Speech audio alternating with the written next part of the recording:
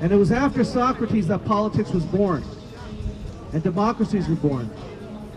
And prime ministers and presidents and ministers and MPs and congressmen and senators all came out of that as representatives of the people to make policies to serve us as citizens, not to serve the highest bidder.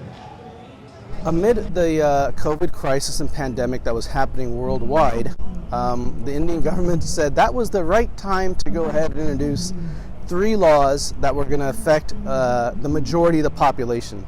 When I say the majority of the population is involved in farming.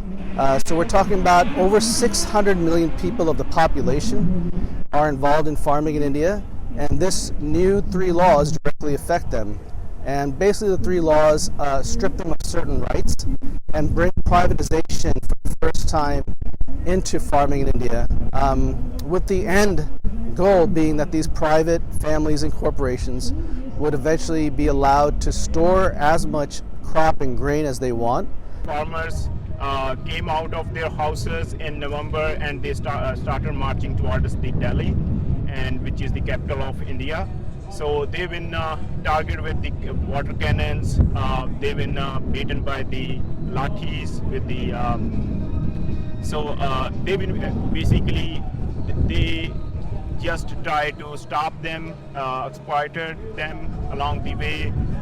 Basically, there is no way of like freedom of walk or speech in India. In 2020 itself, on the Indian website, you can go and check 6,000 farmers committed suicide. This is because their policies in the Indian government are not helping the farmers. They are hand to mouth. If they have to do something, they have to take the loans. They cannot pay the loans back, and they ultimately in the end they are committing the suicide.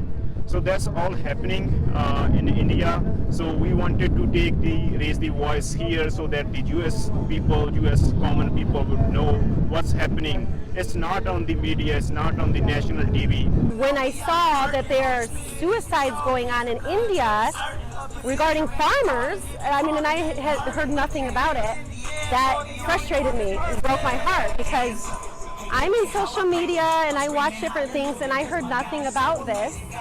And so to come over here and to see that was going on, I was just like really brokenhearted for that, and then also the fact that I knew nothing about it and I felt real small at that point. My name is Raj Puneet Singh Sandhu and I am a software engineer.